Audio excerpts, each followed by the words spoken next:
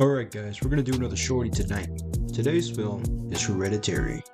I love this movie, and it is truly one movie that gets better with every single rewatch because you notice new details every single time. And I'm gonna say it, people have seen this several times before because it came out in like 2016, 2017.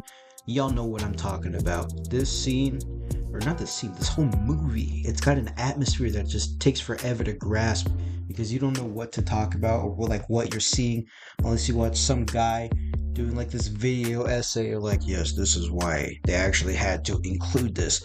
Like these fools actually studied like crazy like old stuff to like, I don't know, like they grab how do I put this without sounding like I'm a conspiracy theorist?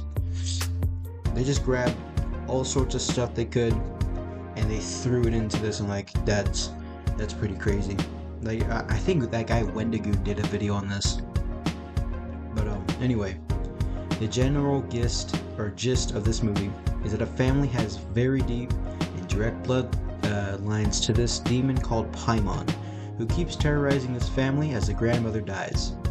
The grandmother is supposed to be the host of the demon, so when she dies, her funeral is full of people that even the direct family members have never seen, indicating that the grandmother had a secret life that she never even talked about.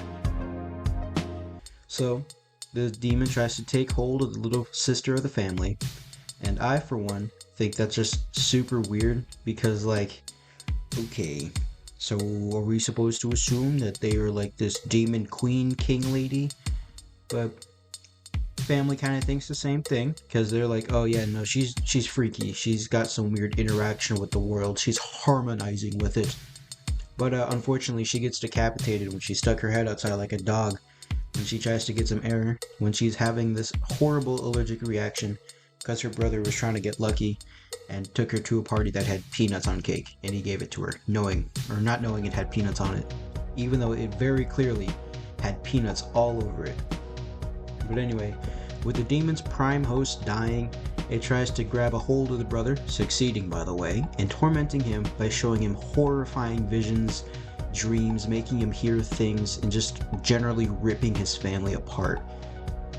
Well, I mean, not literally in the sense that like his family's being ripped into pieces. I mean like constant scream fights and the fervent cold shoulder, all sorts of sad, unfamily-like kind of thing. But anyway, as his family goes through like the lowest point of just any family, I guess, trying to reconcile, the husband actually is burned alive when the mother tosses a book into the fireplace because, I don't know, the husband tried to take it away from her and she accidentally threw it into the oven, or not the oven, the fireplace.